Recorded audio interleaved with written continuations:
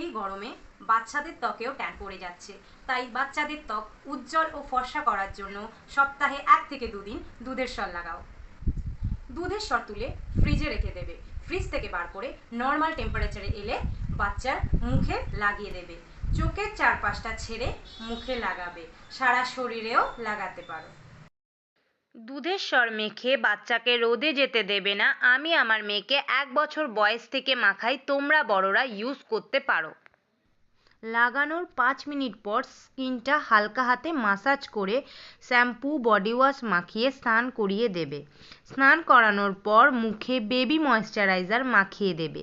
দেখবে কিছুদিনের মধ্যেই তোমার ছোট বেবির স্কিন অনেক বেশি সফট, উজ্জ্বল ও ফর্সা হয়ে গেছে।